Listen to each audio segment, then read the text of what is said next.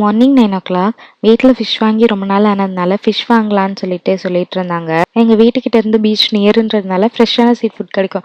என்னதான் ஃப்ரெஷ்ஷான sea food கிடைச்சாலுமே எங்கள் வீட்டில் இருக்க யாருக்குமே சீ ஃபுட்ஸ் பெருசாக பிடிக்காது.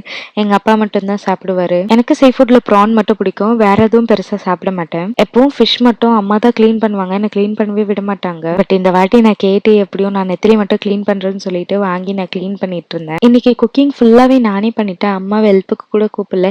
எனக்கே தெரியல எப்படி அவ்வளோ ஃபாஸ்ட்டாக பண்ணினேன்னு சொல்லிட்டு. இப்போல்லாம் சின்ன பசங்க இந்த மாதிரி வேலை செய்கிறதெல்லாம் வீடியோ எடுத்து போட்டால் சூப்பர் கிரேட்டுன்னு சொல்லிட்டு என்கரேஜ் பண்ணுற மாதிரி கமெண்ட்ஸ்லாம் போடுறாங்க. ஆனால் என் வயசில் இருக்கும் போது என்ன இந்த வேலை செய்யலை, என்ன அந்த வேலை செய்யலைன்னு குறை சொல்கிறதுக்கு தான் ஆள் இருந்தாங்களே தவிர என்கரேஜ் பண்ணுறதுக்கு யாருமே இல்லை. இப்போ அதை வீடியோவாக எடுத்து விளாக்ஸும் போஸ்ட் பண்ணுறாங்க. இந்த மாதிரி ஒரு சான்ஸ் சின்ன வயசில் எனக்கு கிடைக்கலன்னு வருத்தம் இருக்குது. அட்லீஸ்ட் இப்போவாச்சும் போடலான்னா எந்த ஒரு ஃபாலோவர்ஸோ சப்ஸ்கிரைபர்ஸும் வரலை. பார்க்குறவங்க யாருக்காச்சும் என் வீடியோ பிடிச்சிருந்தா மறக்காமல் ஃபாலோ அண்ட் சப்ஸ்கிரைப் பண்ணிக்கோங்க. Bye bye.